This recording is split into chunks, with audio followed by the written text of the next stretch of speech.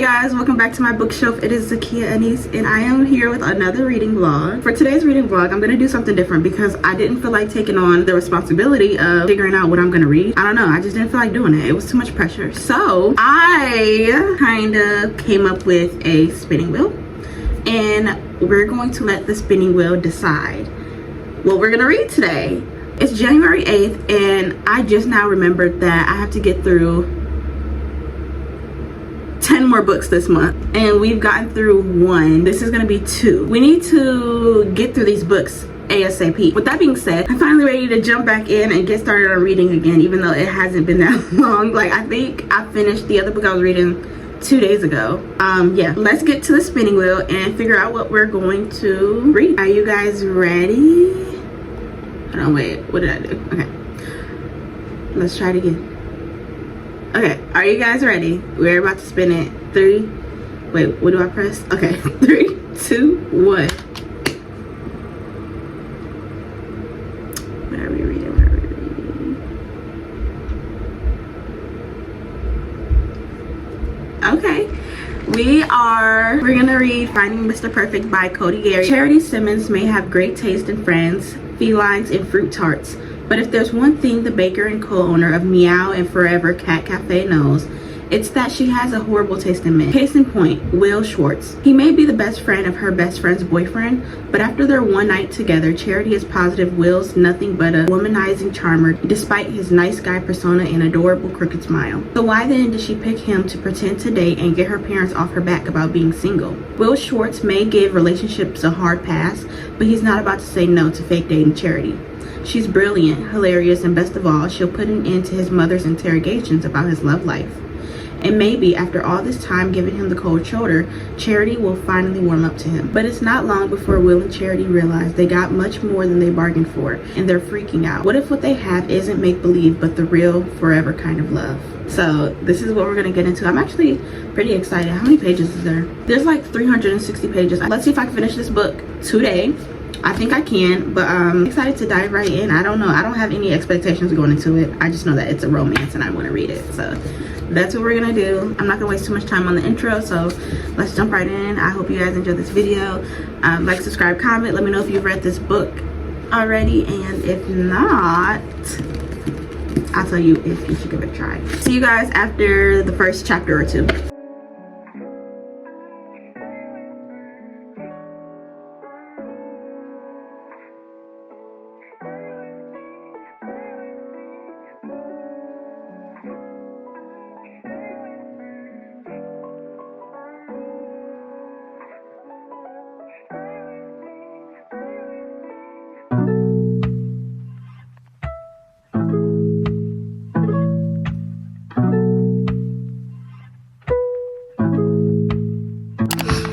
Right now, I have to stop to make baby lunch. I'm making him a grilled cheese sandwich with bacon because he's on his way back from work right now, so.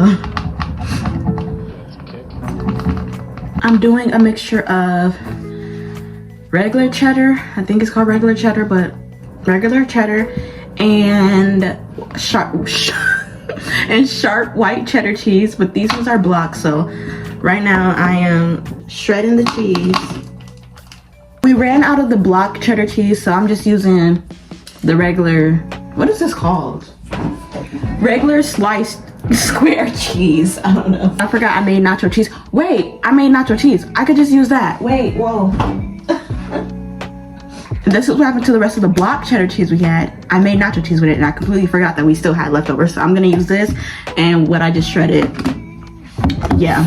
Anywho, I'll get back to you guys once I'm done with the sandwich and I'm back to reading. Well, I'm gonna read while it cooks, but you know what I mean. Now you guys are propped up on my water bottle because I forgot my tripod, but I have started chapter 3, so we are 2 chapters in, and I said I would update you guys around 1 or 2 chapters. The first 2 chapters we got to know Will a little bit, and then we got to know Charity a little bit. It is told through third persons, and it's actually pretty interesting because they both have kind of a similar mindset and a similar situation going on, which is why they have a similar mindset at the moment, where they're just both kind of in a very similar position, even though they're not like communicating at this point of the story. We've gotten to know both characters, Charity and Will, and a little bit of the backstory for both of them, a little bit of their family history and how they're connected. I think going into chapter 3 or ending chapter 2, they just actually had communication with each other in the book, and it was brief. It was really brief, so it wasn't anything major. But yeah, I'm only gonna say a little bit in the beginning because I don't think that mentioning some things happening in the beginning is a spoiler at all. But towards the end, I'm going to kind of hush up. But right now they're on vacation in Mexico for the new year. It's after Christmas, or I don't know if they came before Christmas, but there's been the holidays in Mexico, Christmas and New Year's or whatever. They're at the same resort. They're supposed to be at the same hotel, and she is more of a stay out the way kind of person, where she's intentionally avoiding people, like everyone. Like, she's just, I mean, they're the definition of introvert and extrovert. I don't know, because she's intentionally avoiding people. She wants as little contact with people as possible, unless it's her actually volunteering herself. And as for him, they're both alone because they were supposed to be going with their best friends, but their best friends ditched them to go visit family. So they're both just kind of loners on this trip. And for him, he's more so just introducing himself to as many people as he can and hanging with all the ladies, all of that, just so he's not alone, or just so that he doesn't look alone, because I guess he has this fear of looking and actually being alone. And he's kind of getting tired of it, to where he doesn't want to constantly have all these different girls on his hips or chasing him or swooning after him, but he also doesn't want to just be sitting there looking stupid and alone. And then as for her, she don't care. She's living life. She's sunbathing, she's at the beach, like she's doing her thing, like, and she's the complete opposite. Like, she wants to be alone. She does not care who thinks she's lonely or anything like that. So it's like, that's the major difference. However, they share the same situation where their parents are nagging them about finding love and being in a relationship. I think they're both around, I know she's 33, I think she said 33, so they're both around that age. And I feel like a lot of people, when you get to your 30s and you have no love or anything like that, I feel like a lot of people do kind of go into panic mode, because they realize, like, oh my gosh, if I want to have kids, I have to find someone soon and then settle down and have kids and do all of that, and I'm kind of already in my 30s and it's getting too late. And I feel like a lot of people go through that panic, and for them it's like, it's kind of the complete opposite, where they're in their 30s but they're just kind of like, we're living life. They're both living life in their own ways. While she does desire that, she also kind of just let it go, because she realized she is very bad at picking men, and she tends to get attracted to the same kind of men over and over. And she believes Will is similar to all of her exes in the aspect of being a womanizer and all of these other things. As for Will, he don't want to say it, but he just don't like the idea of, no, he does say it, but Will, he just doesn't like the idea of commitment. He doesn't like the idea of marriage, and he's had good relationships in the past, so he says that he has a few relationships that lasted for a couple of years and things like that, but they never last because all of the women wanted to be married, and he just wasn't going for that. He feels like marriage is not necessary to show that you're committed to someone or to be with someone or anything like that. And he genuinely feels like your life should never be that entwined with another person's, and you should never be that tied up to another person to where you're sharing bank accounts and names and this, that, and the third. So that's where he stands on that. So you can kind of see where they're in their own situation, and the interest is getting high here, where I'm getting more eager to keep reading and see how they connect and see how she responds to him not looking for a marriage or anything like that when they do get together, and maybe they build something, and maybe that's like a bomb drop, or maybe his mindset changed where he starts considering it with her.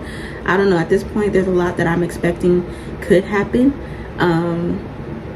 but you never actually know until you get to the story. So I'm gonna stop talking and I'm gonna keep reading. Hey guys, it is the next day. I know, but after I made lunch and all of that good stuff happened, I got into a really chill mode, and I was kind of like on a different kind of relaxing time. And I don't know, I don't know. I feel like yesterday, I don't want to ever force myself to read if I'm not in a reading mood. And yesterday I just kind of got out of the reading mood. It's not that I didn't want to read, it was just other things I wanted to do. And I want to keep this fun. I want to, like I said, I don't know. I feel like that's the only way to explain it, is that I want to keep this fun. So I don't ever want to force myself to do it or make reading feel like a job. So I didn't force myself. So we're here the next day, and I've been reading this morning. I got up really early. I showered, got myself ready just a little bit, made myself breakfast. I kept my bonnet on so I could stay comfy. And then after I showered, I think I did some Bible study and listened to some praise music, and I cleaned up a little bit because after we had dinner last night, which we had homemade burgers and fries, and it was so good. Bebe made it actually. And so after we had dinner last night, we just kind of like, we were on chill mode, okay? I was playing Roblox, he was doing his thing on YouTube. So we were chilling. So the pots and pans and stuff was still there. So I got up this morning and I cleaned that up.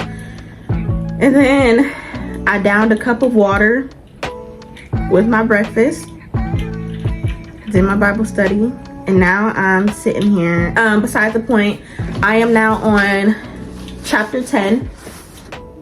We're gonna get back started on this, and the goal is to finish within a couple of hours, and then we're gonna start a new book because we need to, I really do want to prove to myself that I can get through 10 books in 1 month. So we're almost done. I feel like I need to make a whole new playlist, like January reading vlogs. Yeah, January TBR reading vlogs. That's what we're gonna do. And then for next month, what's February?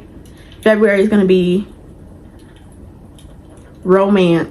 February romance reading vlogs. That's gonna be the next playlist. Yeah. Anyway, let's get back to it. I don't really have much of an update for y'all because I told you, as I get through the story a little bit more, I have to silence myself so that I'm not spoiling anything. The beginning was like, okay, you know, it's not really much of a spoiler, but as you start getting through the book, it's like you can't say too much. So where I'm at right now, it's not at that point yet, but it's like where I'm at now is I don't know like which character I'm mad at. Like I know I'm mad at Charity because girl, it's, why did you do that? And I get why, but at the same time I don't get why. Like, I feel like she was very much overreacting when she did what she did. And then again though, I understand, like, you do some weird things out of fear of what could happen or would have happened in the past, and relationship trauma does exist. So carrying that on your back, it's just like you go into every situation kind of cautious, and you have the what ifs, and you overthink things and this, that, and the third. And I feel like that's where she's at, where she's overthinking a lot. So it's kind of just like what she did, it's just like, why would you do that? But at the same time, I fully understand it. It just sucks. And it's so weird because, okay, so the book is told through third person, right? But every chapter is switched perspective still. So it's like one chapter is going to be based on Charity, told in third person, and then the next one is based on not Will. Ooh, my bad. It's gonna be told through Will. So I mean, it's Will perspective told through third person. Y'all get what I'm saying. Anyways, let's get back to it. The frustration I just felt when it came to her parents and the way they act. Because why do you act like that? Why do you act like that? And then the way they treat her,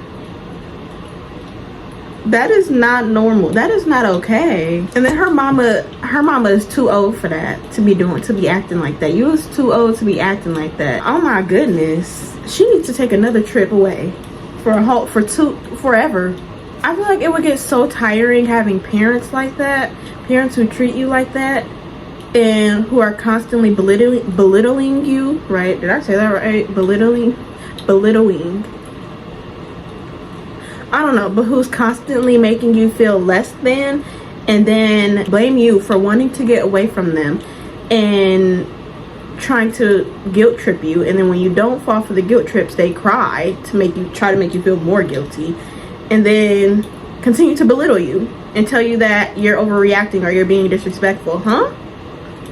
And then this woman is 33. She is 33. Why are we acting like she's 15?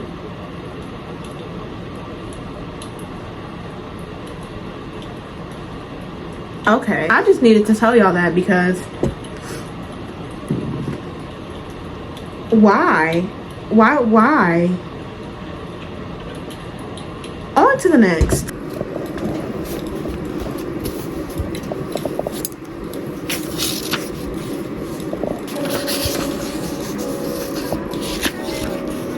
That we're done. We're finished. All 360 something pages read. And I have a few things to say. I feel like the end of the book was so very exciting. I freaked out. I'm like, okay. Anyway, the thing about me though is I never have anything to say. So doing these book reviews are always so weird because like, what do I say? So I'm gonna rate it as best as I can. The story was a 10 out of 10. The writing style was 9 out of 10. The characters were 6 out of 10, but that makes the story a 10 out of 10, if you get what I'm saying. Because like the characters, they kind of irritated me, but that's how you know the writer is a very good author. The author is a very good writer, I should say. Yeah, that's how you know the author is a very good writer. Definitely give Frenemies to Lovers. And who knew that this all started with a trip to Mexico on the last 2 days that they were there. I didn't get bored of the story at all. I feel like the last book review I did, which I'm having trouble editing, so I don't know if you're gonna see that one, but hopefully you do, and hopefully you can see it before this one. Anyway, the last reading vlog I did, I struggled to get through the book so bad, like so bad. This one I did not struggle with. I read it straight through and I was super excited to see what happened next. And it was a lot of like ups and downs throughout the whole entire story. I mean, really just throughout their love story. It was a lot of ups and downs. And at some points it was frustrating. At other points it was just blatantly confusing. And again, it really made you frustrated with their character in general. At the end of the story, I was super excited. Like, I was like, eek. You know, you get it. You know what I'm talking about. I'm not gonna be extra and try to do an eek. I'm not an eek type of girl, but that's how I felt. That's how I felt. And I love how like everything just worked out in the end. It all fell into place. Everything fell into place, not just with them, but like their life in general, their family, their friends, their situations, them. Everything fell into place and everything worked out perfectly fine. And it was like, it was refreshing to see how, not refreshing, but it was nice to see how stressful everything was for both of them, how their situation was so stressful, and then everything just kind of fell into place and worked itself out in the end, and they were able to be happy. It is a happy ending. I would 8 out of 10 recommend this read. I really hope you guys enjoyed this video. I will see you guys in the next one. Love you all. Peace out.